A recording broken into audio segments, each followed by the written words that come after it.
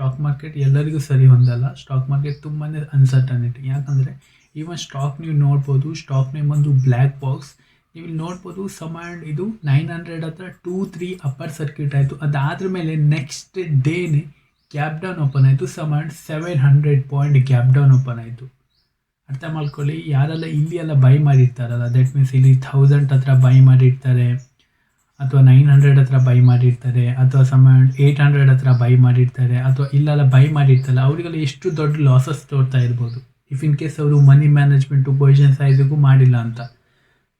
ಅದಕ್ಕೆ ಹೇಳೋದು, ಯಾರ್ದು ಕೂಡ ರೆಕಮೆಂಡ್ ನೋಡಬೇಡಿ. ಯಾವತ್ತು ಒಂದು ಸ್ಟಾಕ್ ಹೋಗ್ತಾ ಇದೆ ಅಂದರೆ ಅದನ್ನ ನೀವು ಬೈ ಮಾಡ್ಲಿಕ್ಕೆ ಹೋಗಬೇಡಿ. ಯಾವುದೋ ಸ್ಟಾಕ್ ಕೆಳ ಬಿದ್ದಿದೆ ಅಂದ್ರೆ ಮೇಲೆ ಅಲ್ಲಿ ನೀವು ಬೈ ಮಾಡ್ಲಿಕ್ಕೆ ಹೋಗಬೇಡಿ. ತುಂಬ ಜನ ಅಂತಿರ್ತಾರೆ, ಸೊ ಇದು ಏನು ಬ್ರೋ 1600 ಇತ್ತು, ಈಗ 200 ಹತ್ರ ಸಿಗ್ತಾ ಉಂಟು, ಇಲ್ಲಿ ನಾವು ಬಾಟಮ್ ಫಿಶಿಂಗ್ ಮಾಡೋಣ ಅಂತ ತುಂಬ ಜನ ಇಲ್ಲಿ ಬೈ ಮಾಡ್ತಾರೆ. ಬಾಟಮ್ ಫಿಶಿಂಗ್ ಅಂದರೆ ಇದು ಬಿದ್ದಾಯ್ತಲ್ಲ ಮತ್ತೆಷ್ಟು ಬೀಳ್ತದೆ ಅಂತ. ಸೊ ಅವರೆಲ್ಲ ಮಾಡಿದ್ದವರೆಲ್ಲ 2 ವರ್ಷ ಆ ಹಣ ಅಲ್ಲೇ ಸ್ಟಕ್ ಆಯ್ತು ನೋಡಿ, ಅದೇ ರೇಂಜಲ್ಲಿತ್ತು. ಸೊ ಅದಕ್ಕೆ ಹೇಳಿದ್ದು, ಯಾವ ಸ್ಟಾಕು ಅಪ್ಸೈಡ್ ಹೋಗ್ತಾ ಉಂಟು, ಯಾವ ಸ್ಟಾಕು ಬೀಳ್ತಾ ಉಂಟು, ಅಲ್ಲಿ ನೀವು ಕೈ ಸುಟ್ಕೊಳ್ಲಿಕ್ಕೆ ಹೋಗಬೇಡಿ. ಜಸ್ಟ್ ವೆಯ್ಟ್ ಮಾಡಿ, ಪ್ರೈಸ್ ಆ್ಯಕ್ಷನ್ ಮೇಲೆ ಟ್ರೇಡ್ ಮಾಡಿ. ಜಸ್ಟ್ ನಾ ಇದು ಹೇಳಿದ್ದು ಯಾಕಂದರೆ, ಸೊ ಇಲ್ಲಿ ಯಾವತ್ತಿದ್ರೂ ಅರ್ಥ ಮಾಡ್ಕೊಳ್ಳಿ, ಸ್ಟಾಕ್ ಮಾರ್ಕೆಟಲ್ಲಿ ಹಣ ಮಾಡೋದು ತುಂಬ ಕಷ್ಟ. ಇಫ್ ಇನ್ ಕೇಸ್ ನೀವು ಮಾಡ್ತಿದ್ದೆ ಅಂದರೆ well and good. If in case ನೀವು ಇಲ್ಲಿ ಟ್ರೈ ಮಾಡಬೇಕು ಅಥವಾ ಇನ್ವೆಸ್ಟಿಂಗ್ ಅಥವಾ ಟ್ರೇಡಿಂಗ್ ಮಾಡಬೇಕಂದ್ರೆ ಜಸ್ಟ್ ನೀವು ಮನಿ ಮ್ಯಾನೇಜ್ಮೆಂಟು, ಪೊಸಿಷನ್ ಸೈಜಿಂಗ್ ಇದೆಲ್ಲ ನೀವು ಕರೆಕ್ಟ್ ಕಲ್ತ್ಕೊಂಡು ಸ್ಕಿಲ್ಫುಲ್ಲಾಗಿ ಮಾತ್ರ ಬನ್ನಿ. ಇಲ್ಲಾಂದರೆ ನಿಮ್ಮ ಹಣ ಅನ್ನೆಸಸರಿ ಹೋಗೋ ಚಾನ್ಸಸ್ ಇರ್ತದೆ.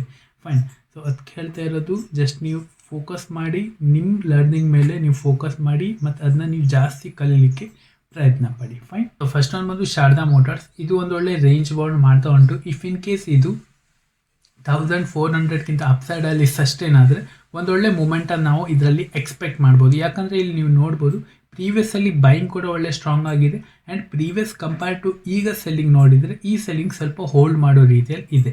ಯಾವಾಗ ಇದು ಈ ವೀಕಿಂದು ಹೈ ಉಂಟಲ್ಲ, ದಟ್ ಮೀನ್ಸ್ 1455ಕ್ಕಿಂತ ಅಪ್ಸೈಡಲ್ಲಿ ಸಸ್ಟೇನ್ ಆಗಿ ಡೈಲಿಯಲ್ಲಿ ಕ್ಲೋಸ್ ಆದರೆ ನಾವಿಲ್ಲಿ ಪ್ಲ್ಯಾನ್ ಮಾಡ್ಬೋದು, ನಮ್ಮದು ಸ್ಟಾಪ್ ಲಾಸು ಪ್ರೀವಿಯಸ್ ವೀಕಿಂದು ಲೋ ಇರಬೇಕು. ಫೈನ್. ಸೊ ಇದರಲ್ಲಿ ರಿಸ್ಕ್ ಕೂಡ ಅಷ್ಟೇ ಉಂಟು. ಇಫ್ ಇನ್ ಕೇಸ್ ಇದು ನೀವು ನಾಳೆ ಇಲ್ಲಿ ಬೈ ಮಾಡ್ತಾ ಇಲ್ಲಿ ಗ್ಯಾಪ್ ಡೌನ್ ಓಪನ್ ಆದರೆ ನಿಮಗೆ ಲಾಸಸ್ ಆಗ್ತದೆ. ಸೊ ಅದಕ್ಕೆ ಹೇಳ್ತಾ ಇರೋದು, ಜಸ್ಟ್ ನೀವು ಪೊಸಿಷನ್ ಸೈಜಿಂಗು ಇದೆಲ್ಲ ನೀವು ಕರೆಕ್ಟು ಮ್ಯಾನೇಜ್ ಮಾಡಿ ಅದಾದ್ರ ಮೇಲೆ ಪ್ಲ್ಯಾನ್ ಮಾಡಿದರೆ ಮಾತ್ರ ನಿಮಗೆ ಪ್ರಾಫಿಟ್ ಆಗೋ ಚಾನ್ಸಸ್ ಇರ್ತಾರೆ. ಸೆಕೆಂಡ್ ಒಂದು ಬಂದು ವೆಲ್ಸ್ಪೂನ್ ಲಿವಿಂಗ್ ಲಿಮಿಟೆಡ್. ಇದು ಕೂಡ ಮೊನ್ನೆ ರೀಸೆಂಟಾಗಿ 160 ಲಿಸ್ಟ್ ಆಯಿತು. ಅದಾದ್ರ ಮೇಲೆ ಇದು ಇಲ್ಲಿಂದ ಲೋ ಫಾರ್ಮೇಷನ್ ಮಾಡ್ತು. ಬಟ್ ಈಗ ಬಯರ್ಸು ಹೋಲ್ಡ್ ಮಾಡಲಿಕ್ಕೆ ಟ್ರೈ ಮಾಡ್ತಿದ್ದಾರೆ 160 ಹತ್ರ. ಯಾವಾಗ ಇದು 160ಕ್ಕಿಂತ ಅಪ್ಸೈಡಲ್ಲಿ ಕ್ಲೋಸಿಂಗ್ ಕೊಡ್ತಾರೆ ಈವನ್ ಡೈಲಿಯಲ್ಲಿ, ಆವಾಗ ನಾವು ಇದು ಪ್ಲ್ಯಾನ್ ಮಾಡ್ಬೋದು. ನಮ್ಮದು ಸ್ಟಾಪ್ ಲಾಸ್ ಅಮೌಂಟ್ 147 ಹತ್ರ ಇರಬೇಕು, ನಮ್ಮದು ಎಂಟ್ರಿ ಲೆವೆಲು 160 ಹತ್ರ ಇರಬೇಕು. ಇಲ್ಲಿಂದ ಅಪ್ಸೈಡಲ್ಲಿ ಸಸ್ಟೇನ್ ಆದರೆ ಮಾತ್ರ ನಾವು ಪ್ಲ್ಯಾನ್ ಮಾಡ್ತೀವಿ. ನಮ್ಮದು ಪೊಸಿಷನ್ ಸೈಜಿಗೂ ಮನಿ ಮ್ಯಾನೇಜ್ಮೆಂಟ್ ಎಲ್ಲ ನಿಮ್ಮ ಫೈನಾನ್ಸ್ ಮೇಲೆ ಡಿಪೆಂಡ್ ಆಗ್ತದೆ. ಯಾಕಂದರೆ ನಾವು ಒಬ್ಬರಿಗೆ ಪರ್ಟಿಕ್ಯುಲರ್ ಆಗಿ ಹೇಳಲಿಕ್ಕಾಗಲ್ಲ. ಇಫ್ ಇನ್ ಕೇಸ್ ನಂದು 10K ಲಾಸ್ ದಟ್ ಮೀನ್ಸ್ ಯೋಗ್ಯತೆ ಉಂಟಂದರೆ ಕೆಲವರಿಗೆ 2K ಇರ್ತದೆ, ಕೆಲವರಿಗೆ 1K ಇರ್ತದೆ, ಕೆಲವರಿಗೆ 500 ಇರ್ತದೆ. ಹಾಗೆ ನೀವು ಪೊಸಿಷನ್ ಸೈಜಿಂಗ್ನ ಮ್ಯಾನೇಜ್ ಮಾಡಿದರೆ ಮಾತ್ರ ನಿಮಗೆ ಪ್ರಾಫಿಟ್ ಆಗಲಿ ಲಾಸ್ ಆಗಲಿ, ಬಟ್ ನಿಮ್ಮದು ಲಾಸಸ್ ನಿಮ್ಮ ಕಂಟ್ರೋಲ್ ಇರ್ತಾರಲ್ಲ, ಅದು ಸ್ವಲ್ಪ ಮ್ಯಾಟರ್ ಆಗ್ತದೆ. ಫೈನ್. ಇದು ಬಯರ್ಸ್ ಒಳ್ಳೆ ಹೋಲ್ಡ್ ಮಾಡ್ತಿರ್ತಾರೆ. 160ಕ್ಕಿಂತ ಅಪ್ಸೈಡಲ್ಲಿ ನಾವು ಇದು ಪ್ಲ್ಯಾನ್ ಮಾಡ್ಬೋದು. ನಮ್ಮದು ಸ್ಟಾಪ್ ಲಾಸು 147 ಹತ್ರ ನಮ್ಮದು ಸ್ಟಾಪ್ ಲಾಸ್ ಇರುತ್ತೆ. ಮೂರನೇದು ಬಂದು ದಿಲೀಪ್ ಬಿಲ್ಡ್ ಕಾಯಿನ್. ಇಲ್ಲಿ ನೀವು ನೋಡ್ಬೋದು 350ಕ್ಕಿಂತ ಅಪ್ಸೈಡಲ್ಲಿ ಒಂದೊಳ್ಳೆ ಬ್ರೇಕ್ಔಟ್ ಕೊಡ್ತು. ಅದಾದ ಮೇಲೆ ಇಲ್ಲಿ ಸ್ವಲ್ಪ ಪ್ರಾಫಿಟ್ ಬುಕ್ಕಿಂಗ್ ಬಂತು. ಅದೇ ರೇಂಜಲ್ಲಿ ಇದು ಹೋಲ್ಡ್ ಮಾಡ್ತಾ ಉಂಟು. ಯಾವಾಗ ಇದು 455ಕ್ಕಿಂತ ಅಪ್ಸೈಡಲ್ಲಿ ಒಂದೊಳ್ಳೆ ಬ್ರೇಕ್ಔಟ್ ಕೊಡ್ತಾರೆ, ಆವಾಗ ನಾವು ಇಲ್ಲಿ ಬೈ ಮಾಡ್ಬೋದು. ನಮ್ಮದು ಸ್ಟಾಪ್ ಲಾಸ್ ಅಮೌಂಟ್ 380 ಹತ್ರ ನಮ್ಮದು ಸ್ಟಾಪ್ ಲಾಸ್ ಇಟ್ಟರೆ ಒಂದೊಳ್ಳೆ ನಾವು 1:2ನ ರಿಸ್ಕ್ ರಿವಾರ್ಡ್ ಪ್ಲ್ಯಾನ್ ಮಾಡಿದ್ರೆ ಐ ಥಿಂಕ್ ಬೆಟರ್ ಆಗಿರ್ತಾರೆ. ಸೊ ನೀವು ಯಾವತ್ತಿದ್ರು ನೆನ್ಪಿಟ್ಕೊಳ್ಳಿ, ಯಾವುದೇ ಒಂದು ಬ್ರೇಕ್ಔಟ್ ಆಗಲಿ ಅಥವಾ ಬ್ರೇಕ್ ಡೌನ್ ಆಗಲಿ ಫೇಲ್ ಆದರೆ ಅಲ್ಲಿಂದ ಫಾಸ್ಟ್ ಬೈಯಿಂಗ್ ಆರ್ ಸೆಲ್ಲಿಂಗ್ ಬರ್ತದೆ. ಸೊ ಇಲ್ಲಿ ನೋಡ್ಬೋದು, ಇಲ್ಲಿ ಬ್ರೇಕ್ಔಟ್ ಆಯಿತು, ಇದಾದ್ರ ಮೇಲೆ ಸೆಲ್ಲಿಂಗ್ ಫಾಸ್ಟ್ ಬರ್ತಾ ಉಂಟು. ಸೊ ಇಲ್ಲಿ ಕೂಡ ನೀವು ನೋಡ್ಬೋದು, ಇಲ್ಲಿಂದ ಬ್ರೇಕ್ಔಟ್ ಫೇಲ್ಯೂರ್ ಆಯಿತು, ಸೆಲ್ಲಿಂಗ್ ಫಾಸ್ಟ್ ಬಂತು. ಆ್ಯಂಡ್ ಇವನ್ ಇಲ್ಲಿಂದ ನೋಡ್ಬೋದು, ಇಲ್ಲಿಂದ ಬ್ರೇಕ್ ಡೌನ್ ಫೇಲ್ಯೂರ್ ಆಯಿತು, ಇಲ್ಲಿಂದ ಬೈಯಿಂಗ್ ಫಾಸ್ಟ್ ಆಗುತ್ತೆ. ಸೊ ಅದಕ್ಕೆ ಹೇಳಿದ್ದು, ಯಾವತ್ತಿದ್ರೂ ಬ್ರೇಕ್ಔಟ್ ಫೇಲ್ಯೂರ್ ಅಥವಾ ಬ್ರೇಕ್ ಡೌನ್ ಫೇಲ್ಯೂರ್ ಆದರೆ ಅದು ಅಪೋಸಿಟ್ ಡೈರೆಕ್ಷನ್ನಿಂದ ಆ ಒಂದು ಸ್ಟ್ರೆಂತು ಫಾಸ್ಟಾಗಿ ಬರ್ತದೆ. ಇಫ್ ಇನ್ ಕೇಸ್ ಇಲ್ಲಿಂದ ಬ್ರೇಕ್ಔಟ್ ಫೇಲ್ಯೂರ್ ಆಗಿದ್ದರೆ ಇದು ಫಾಸ್ಟಾಗಿ ಸೆಲ್ಲಿಂಗ್ ಬರಬೇಕಿತ್ತು, ಬಟ್ ಇಲ್ಲಿ ಬಯರ್ಸ್ ಹೋಲ್ಡ್ ಮಾಡಲಿಕ್ಕೆ ಟ್ರೈ ಮಾಡ್ತಿದ್ದಾರೆ. ಯಾವಾಗ ಇದು ಈ ಹೈ ಉಂಟಲ್ಲ, ದಟ್ ಮೀನ್ಸ್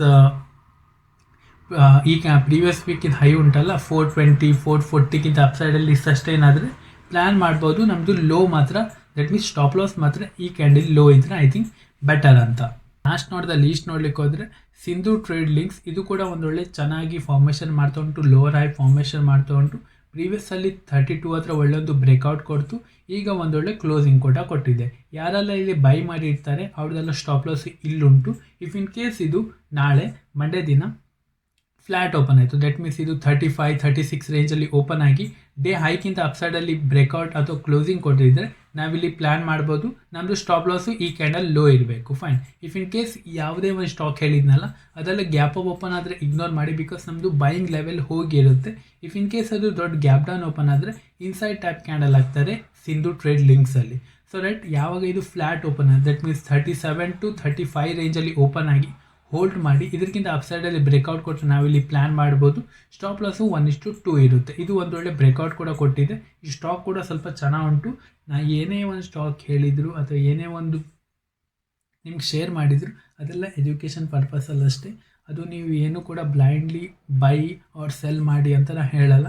ಜಸ್ಟ್ ನೀವು ನಿಮ್ಮದು ಅನಾಲಿಸಿಸ್ ಮಾಡಿ ನಿಮ್ಮದು ಕರೆಕ್ಟು ಮನಿ ಮ್ಯಾನೇಜ್ಮೆಂಟು ಪೊಸಿಷನ್ಸ್ ಐಥಿಂಕ್ ಇದೆಲ್ಲ ಕರೆಕ್ಟು ಫಿಟ್ ಆದರೆ ಮಾತ್ರ ನೀವು ನಿಮ್ಮ ಬಿಹಾಫಲ್ಲಿ ಪ್ಲ್ಯಾನ್ ಮಾಡ್ಬೋದು. ಫೈನ್. ಇಫ್ ಇನ್ ಕೇಸ್ ನಾನು ವೀಡಿಯೋ ಮಾಡಿದ್ರಲ್ಲಿ ನಿಮಗೆ ಏನು ಅರ್ಥ ಆಗಿಲ್ಲ, ಏನಾದರೂ ಡೌಟ್ ಉಂಟಂದರೆ ಕೆಳಗೆ ಡಿಸ್ಕ್ರಿಪ್ಷನ್ನಿ ನಂದು ಇನ್ಸ್ಟಾಗ್ರಾಮ್ ಲಿಂಕ್ ಉಂಟು, ಅಲ್ಲಿಂದ ನೀವು DM ಕೂಡ ಮಾಡ್ಬೋದು. ಫೈನ್. ಐ ಹೋಪ್ ನಿಮಗೆ ಈ ವಿಡಿಯೋದಲ್ಲಿ ಏನಾದರೂ ಕಲೀಲಿಕ್ಕೆ ಸಿಕ್ತಂತ ಅಂದ್ಕೊಳ್ತೀನಿ. ಈ ವಿಡಿಯೋದಲ್ಲಿ ಇಷ್ಟೇ. Thank you.